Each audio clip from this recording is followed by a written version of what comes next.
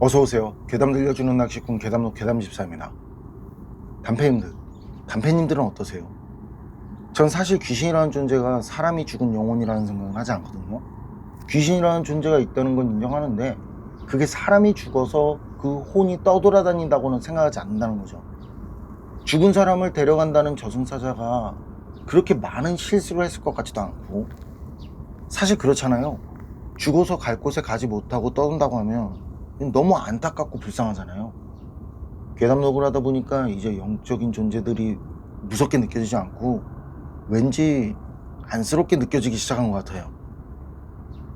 이번 이야기는 비타님께서 올려주신 사연입니다. 비타님, 사연 제보 감사합니다. 그럼 자리하세요. 비타님의 기묘한 이야기 지금 시작하겠습니다.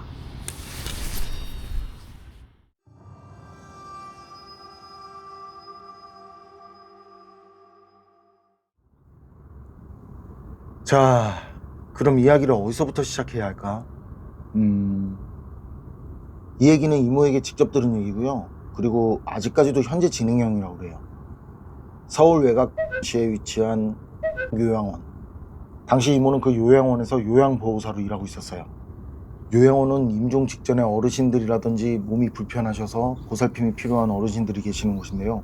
이상한 일을 경험하기 시작한 그날 오전, 304호 병실에 혼자 계시던 어르신이 돌아가셨다네요. 그 뒤 304호는 텅 비게 됐고, 요양원 직원들은 늘 그렇듯이 모두가 떠나고 텅 빈 병실 안을 정리했겠죠. 이모는 그날 일이 있어서 오후에 출근을 했고요. 그래서 오전에 304호실이 공실이 된 건 몰랐다고 그래요. 그리고 그날 밤, 이모는 그날 나이트 근무자라서요, 그 김쌤이라는 다른 선생님과 함께 2인 1조로 근무를 서게 된 거예요. 어르신들 기저귀도 갈아드리고 병실 순찰도 하고 할 일들을 마치고 돌아온 이모와 김쌤은 밤 10시쯤 교대로 잠깐씩 눈을 붙이기로 하고 먼저 김쌤이 잠을 자기로 했대요. 그런데 그날따라요, 이모도 엄청 졸립더라는 거예요. 다른 때도 가끔 졸리고 그랬는데 그땐 참을 수가 없을 정도로. 그래서 잠이 들락말락 막 하는데 그때 띵동 하고 벽에 붙어있는 호출벨 알람이 울리는 소리. 호출이 들어온 곳은 304호. 시간은 밤 11시. 그 소리에 잠에서 깬 김쌤이 고개를 갸웃거리면서 말하더래요. 이상하다. 304호는 공실인데. 이상하다면서 이제 그때 얘기를 한 거죠. 그러니까 이모도 그 말을 듣고는 근데 어떻게 벨이 울리는 거냐면서 거기 304호 병실 확실히 정리한 거 맞냐면서 물어본 거예요. 정리할 때 호출벨도 치운 거 맞냐고. 그러니까 김쌤이 분명히 정리했다고, 심지어 호출기는 자기가 직접 병실에서 치웠다고 그러더래요. 그 말 듣고 이모는 그럼 호출기 스피커가 이상한가 보다고. 이모도 김쌤도 그땐 그렇게 대수롭지 않게 넘기고 그냥 거기에 대해서는 신경 쓰지 않고 있었거든요. 그런데 새벽 2시쯤 다시 한번 벨소리가 울리더래요. 띵동 하고. 그리고 그때도 호출 한 방은 304호. 이모는 그때도 그게 분명 어르신들 중에 누군가 장난을 치고 있는 거라고 생각했대요. 그래서 누가 그렇게 장난을 치시나 하고 그 원인 파악을 위해 김쌤을 두고 혼자서 304호실로 가서 기습적으로 빠르게 병실 문을 빠르게 열었대요. 근데 그 병실 안에는 아무도 없더라는 거죠. 그리고 병실을 둘러보는데요, 호출기도 보이지 않더라는 거죠. 그리고 그때 서늘한 냉기 같은 그런 느낌이 이모 얼굴을 훑는 듯이 지나가더래요. 그러면서 불현듯 떠오르는 생각. 그날 오전에 돌아갔다는 304호의 마지막 남은 어르신. 그 어르신은 항상 밤 11시에 호출벨을 눌렀었다는 게 생각이 나더래요. 그게 워낙 유명해서 요양원에서 소문이 자자했었거든요. 그런 생각이 드니까 묘한 느낌이 들고 이 소름이 끼치더라는 거죠. 사실이 어쨌건 무서운 것도 다른 문제니까. 그리고 며칠 동안 그런 일은 계속 이어졌고 나중엔 요양병원에서 묘한 소문이 돌기 시작하는 거예요. 밤 11시가 되면 아무도 없는 304호 병실에서 호출을 한다 하는, 밤 11시에 호출을 하는 어르신에 대해 아는 누군가가 장난을 치는 것 같다라고 말이죠. 그리고 이 소문은 나중에 원장 귀까지 들어가게 됐고, 이게 사태가 심각해지고 요양원 분위기가 어수선해지니까 원장이 CCTV를 돌려보자고. 그런데 봤더니 304호가 공실이 된 당일 영상을 봐도 영상에는 전혀 이상할 게 없고 호출벨은 병실이 비면 무조건 배터리를 분리한 뒤에 사무실에 가져다 놓는 게 원칙이었거든요. 그래서 매뉴얼대로 했다는 김쌤 말처럼 영상에서는 확실히 김쌤이 호출벨을 분리하고 사무실 쪽으로 가져가는 모습도 찍혀있고, 그런데 가서 찾아보니까 분명히 치워둔 304호 호출벨이 사라지고 없더라는 거죠. 그리고 그렇게 영상을 확인한 그 뒤로도 며칠 동안요, 아무도 없는 304호 병실에서 호출하는 벨소리가 울리더라는 거예요. 밤 11시가 되면 어김없이 띵동, 그리고 호출 병실 304호 알림이 뜨고, 그 뒤에 띵동 하는 소리가 반복적으로 들리다 사람들이 안 가니까 나중에는 그 간격이 짧아지면서 엄청 빠른 속도로 띵동 띵동 띵동 띵동 하는, 그리고 304호실 병실을 알리는 램프도 빠르게 깜빡이고, 요양원 내에서는 귀신이라고, 이 귀신이 그러는 거라고. 그래서 원장이 기술자를 불러서 사라진 304호 호출벨을 교체하면서요, 벨소리를 아예 다른 소리로 바꿨다고 그래요. 그리고 벨소리를 바꾼 그날 당직인 요양사들 외에도요, 이모가 요양사 중에 제일 고참이라 자진해서 나이트 근무를 서게 됐고요. 그날은 요양원 원장의 실장까지 같이 있었대요. 그리고 시계 초침이 10시 59분에서 11시를 가리켰을 때 띵동, 호출병실 304호. 그 호출 소리가 들리고 304호실이라는 알림이 뜨자마자 세 사람은 바로 304호실로 뛰어간 거예요, 이제. 그런데 그때도 병실엔 아무도 없는 상황. 셋은 돌아와서 바로 요양원 병실과 관계가 있는 그 CCTV를 모두 돌려봤거든요. 그런데 304호실 병실로 들어가는 사람도 나오는 사람도 없었고, 물론 이건 다른 병실도 마찬가지였다는데요. 병실 안쪽에는 CCTV가 없으니까 안까지 확인할 수 없잖아요. 그래서 혹시 비어있는 자리가 있나 해서 다른 당직 요양사들과 그 셋이 다른 병실들을 돌아다녀 봤대요. 그런데 어르신들은 모두 잠들어 있는 상태였다고 하더라고요. 병실에서 나온 사람이 실제 하나도 없었던 거예요. 그리고 이날을 마지막으로 더 이상 304호에서는 요양보호사를 호출하는 벨소리는 울리지 않았다네요. 그리고 지금까지도 304호의 호출벨은 찾지 못한 상태고요. 과연 아무도 없는 병실에서 밤 11시에 호출벨을 누른 존재는 누구였을까요? 귀신이었을까요? 그건 여러분의 상상에 맡기겠습니다.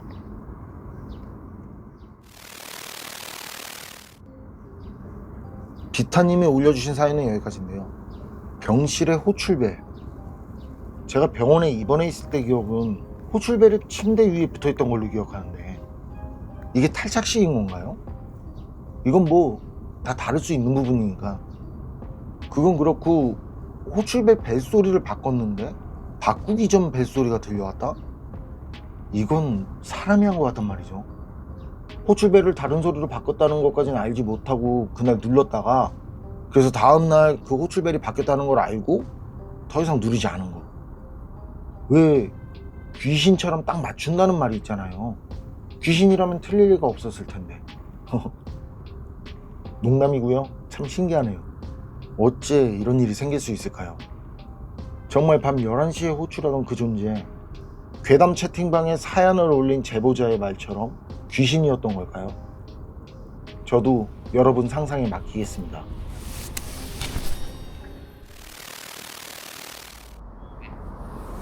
어서오세요. 괴담 들려주는 낚시꾼 괴담로 괴담집사입니다. 담배님들, 혹시 담배님들이 다닌 학교에도 괴담 같은 거 있었나요? 밤 12시 종이 땡 치면 나무로 된 교실 바닥이 열리면서 뭐가 나온다더라 하는, 이게 설마 태권브이 같은 건 아니겠죠? 그리고 화장실 몇 번째 칸엔 절대 들어가지 말라더라 하는, 아니면 2층 창문을 처음부터 끝까지 세며 마지막에 없던 창문이 하나가 더 생기는데 거기에 뭐가 서 있더라 하는. 이번 이야기는 일본 괴담 채널에 올라온 어느 일본인의 기묘한 사연입니다. 그럼 자리하세요. 일본 괴담 채널의 기묘한 이야기 지금 시작하겠습니다.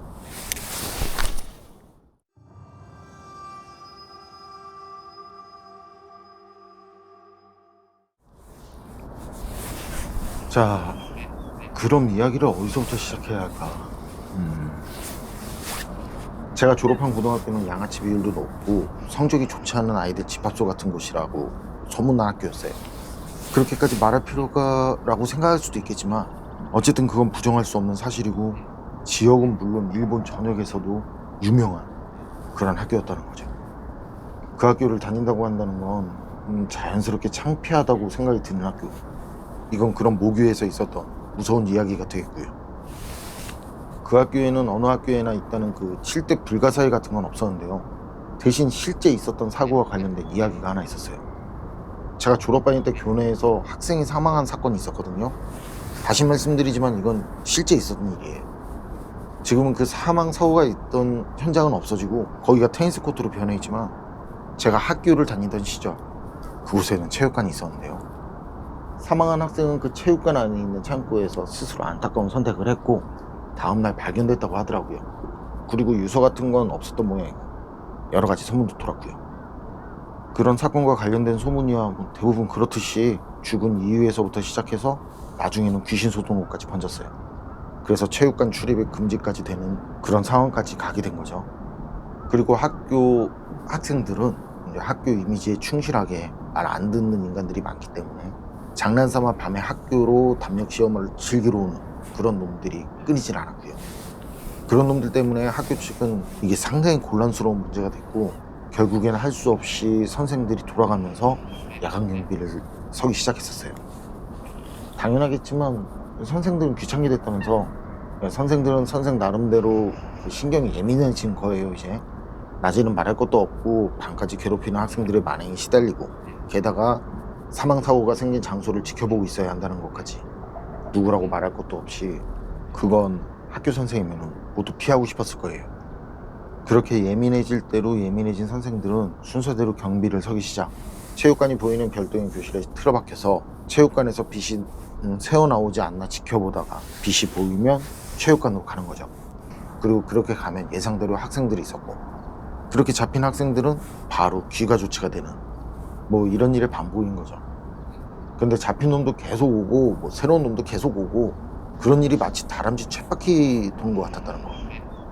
그러던 어느 날 야간 당직을 서는 교실에 있던 선생에게 남학생 몇 명이 흑빛이 된 얼굴로 뛰쳐들어왔는데 선생은 화를 내야 할 장면이었지만 역력히 당황해야 하는 모습을 보고 어찌 된 건지 물어보니까 밧줄요 밧줄 그러면서 자기들이 밧줄을 봤다고 또 누군가 거기 있었다면서 밧줄이 보였다고 하더래요.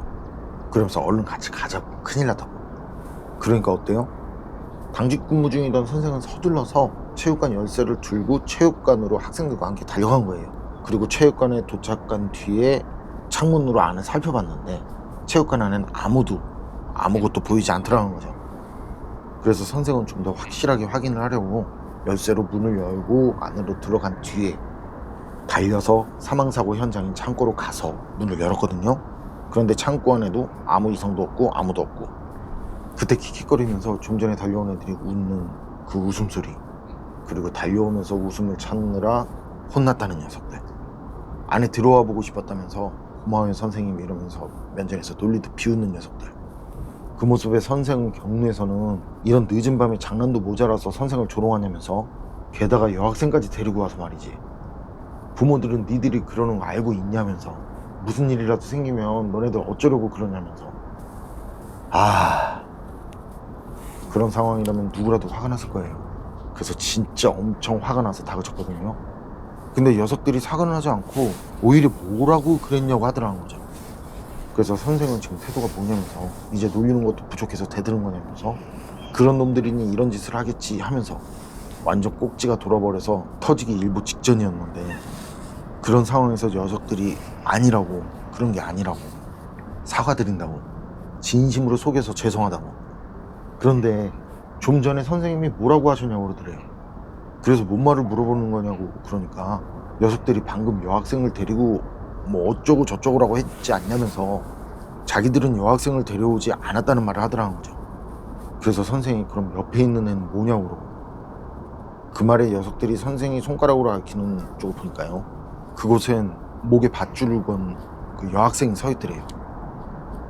근데 녀석들이 보기 전까지 선생 눈에 그냥 멀쩡한 여학생이었는데 녀석들이 본 뒤부터는 그렇게 모습이 바뀌더라는 거예요.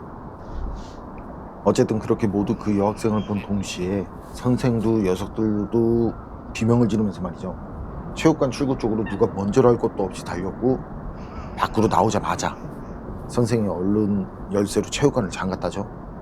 그리고 모두는 서로의 얼굴을 마주보고는 그 뒤 조용히 다시 확인이라도 하려는 듯 체육관 쪽을 봤는데, 그 출입문 창으로 목에 밧줄을 걸고 있는 여학생이 처참한 얼굴로 내려다보고 있더래요. 그리고 다음날 아침, 선생과 녀석들은 체육관 밖에서 정신을 잃고 쓰러진 상태로 발견됐고요. 그리고 전원의 목에는 밧줄에 졸린 듯한 흔적이 남아있었다고 그래요. 이건 학생들이 등교하면서 본 일이라 학교에서 숨길 수도 없었고, 그래서 앞에서 말한 일들이 있었다는 걸 모두 알게 된 거죠. 그리고 그 뒤로부터 몇 주 뒤, 체육관은 노후된 이유도 있고 해서 철거해버렸고요. 제가 졸업하기 전까진 공터로 있었는데, 어쨌든 그 자리에 지금의 테니스 코트가 만들어진 거죠.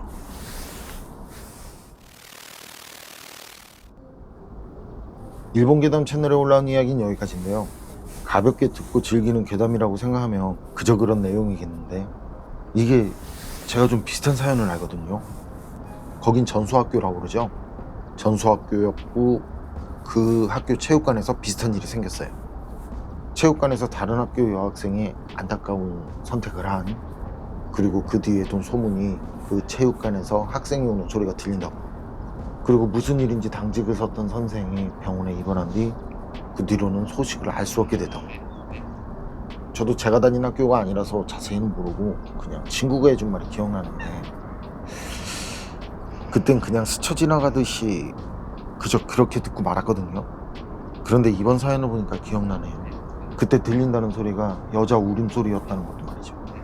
그 학교는 남학생들만 있는 학교였는데.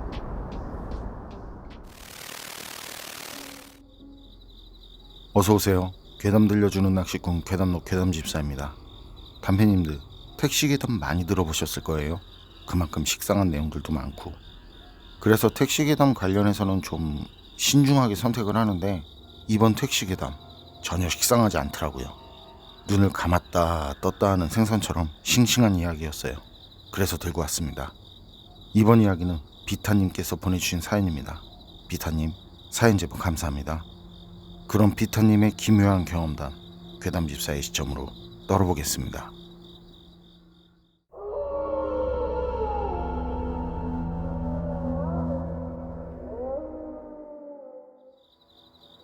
제가 소름 돋는 오싹한 이야기 하나 해드릴게요. 이건 제가 몇 년 전에 택시를 탔을 때 기사님께 직접 들은 이야기인데요. 그때 그 택시기사님이 밤 11시쯤에 경기도 공동묘지 근처에서 아이 엄마와 남자아이를 태웠다는 말로 얘기는 시작됐는데, 출발하고 나서 얼마 지나지 않았을 때, 그러니까 아직 공동묘지를 빠져나가지 않았을 때라는데, 아이가 차 뒤쪽으로 고개를 돌리더니 손을 흔들더라는 거예요. 그래서 택시기사는 차 뒤에 뭐가 있나 하고 그런 생각에 룸미러랑 사이드미러를 봤는데 아무것도 없고, 그런데 그때 아이가 엄마한테 하는 말이 공동묘지에서부터 어떤 사람들이 쫓아온다고, 불꽃같이 변해서는 날아오는데 그 불꽃 안에 사람 얼굴만 보인다고, 그리고 그것들이 아이를 보면서 반갑게 인사를 한다고. 아이 말을 듣고 택시기사가 다시 미러를 봤는데 차 뒤에 아이가 말한 불꽃은커녕 택시기사 눈엔 개미 새끼 한 마리 보이지 않더라는 거죠. 그리고 잠시 후 차창 밖을 보던 아이가 말이죠, 차창을 손가락으로 가리키면서 엄마한테 말하더래요. 어떤 아이가 차에 매달렸다고, 그렇게 매달려서는 자기를 보면서 웃으면서 인사하고 있다고. 택시기사는 그게 엄청 신경이 쓰이더라는 거예요. 다시 봐도 역시나 아무것도 없고, 그때 아직 공동묘지길이라 차 속도가 50km였다는데 그렇다고 해도 그걸 따라와서 달리는 차에 매달린다? 말도 안 되는 거죠. 택시기사는 도대체 애가 왜 저러나 하고는 좀 크게 헛기침을 했다는데요. 아이 엄마가 긴 말도 아니고 설명도 없고 그냥 짧게 그러더래요. 아이가 영이 맑아서 그런 거라고, 많이 낯설겠지만 이해해달라고. 그런데 그 모자가 탈 때부터 그때까진 잘 몰랐는데, 그 말을 들으면서 다시 아이 엄마를 슬쩍 보니까 아이 엄마가 뭐라 그럴까, 그 룸밀러로 슬쩍 봤는데도 말이죠, 얼굴에서 광채가 날 정도로 매끄럽고 상당히 미인인데다 되게 신묘한 분위기까지 갖고 있었다는데요. 거기에 사람의 목소리에 교양이 있고 전체적으로 부티가 난다고 해야 하나? 그런 느낌이 들더래요. 그래서 택시기사는 그 분위기에 자신도 모르게 눌려서 애써 괜찮다고. 그런데 잠시 뒤에 또 그 남자아이가 이상한 말을 하더라는 거죠. 그땐 운전석하고 조수석 사이 있잖아요. 그쪽으로 아예 상체를 숙여서는 얼굴을 조수석 쪽으로 돌려서 조수석 쪽을 보면서 웃으면서 말하더래요. 안녕? 너는 이름이 뭐야? 물론 조수석에는 아무도 타고 있지 않았는데 그때도 택시기사는 그냥 애가 왜 또 저러나 싶어서 별다른 말 없이 그 애가 그러는 걸 그냥 지켜봤고요. 그런데 잠시 후 아이가 조수석을 보면서 이번엔 조금 의아한 듯 누군가에게 물어보듯 말하더래요. 죽은 지 오래됐으면 자기 엄마랑 비슷한 나이냐고 말이죠. 그리고 택시기사도 그쯤 되니까 짜증이 나더라는 거예요. 아무도 없는 조수석 쪽을 보고 계속 이상한 말을 하니까. 그래서 누구랑 얘기하냐고 웃으면서 아이한테 물었는데 아이가 해맑은 표정으로 웃으면서 아저씨 옆에 있는 여자예요 라고 하더라는 거죠.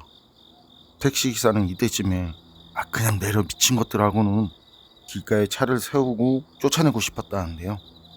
뭐라 그럴까?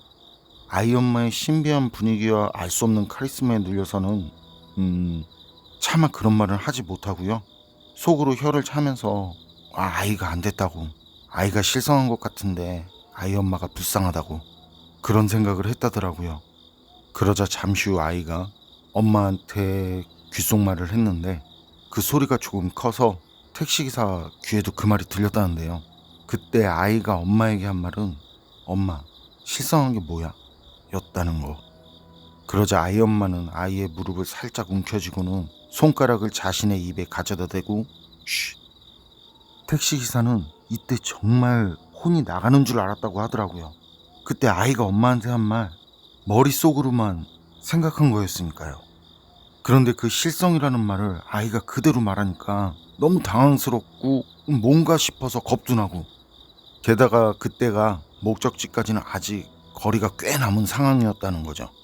그래서 어떻게든 그 어색한 분위기도 만회하고 아이 말에 신경 쓰지 않으려고 라디오를 조금 크게 틀고는 그대로 목적지까지 갔었다고 하더라고요. 그리고 그 아이 엄마랑 아이가 내린 뒤부턴 더 이상 운전을 못할 것 같더라고 하더라고요. 기분도 뒤숭숭하고 말이죠. 그래서 그날은 택시 영업을 마치고 일찍 귀가를 했다는데, 그런데 택시기사가 제게 한 말 중에 그 기억이 나는 게 하나가 있는데요. 택시기사가 볼 때 그때 그 아이 엄마랑 아이 정말 특이하더라는 거예요. 마치 사람 같지 않은 느낌? 그런데 요금도 지불하고 내릴 때 직접 문도 열고 내린 거 보면 귀신은 아닌 것 같고, 그런데 정말 여러 손님들을 태워봤지만 그런 사람 느낌 안 드는 손님은 처음이었다는 거죠. 그 모자는 사람의 모습은 하고 있지만 절대 사람의 느낌을 찾을 수 없었다는 말이죠. 그게 기억에 남더라고요.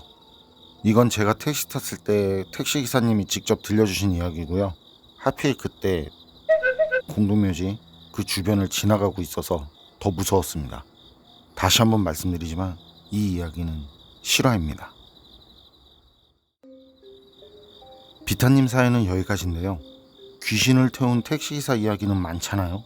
그런데 요금까지 지불했다는 귀신 이야기는 듣지 못했었는데, 그건 그렇고 그 아이 어떻게 택시기사의 생각을 알았을까요? 택시기사가 자신은 머릿속으로 생각을 했다고 생각했지만 자신도 모르게 생각했던 말이 입 밖으로 나왔던 건 아닐까요? 아니면 정말 아이가 귀신을 볼 수 있고 사람의 생각을 읽을 수 있는? 여러분 생각은 어떠세요? 판단은 여러분께 맡기겠습니다. 괴담록 오늘 이야기는 여기까지입니다. 그럼 전 다음에 또 다른 사연으로 찾아뵙겠습니다. 늘 건강하시고 평온하세요. 함께 해주셔서 고맙습니다.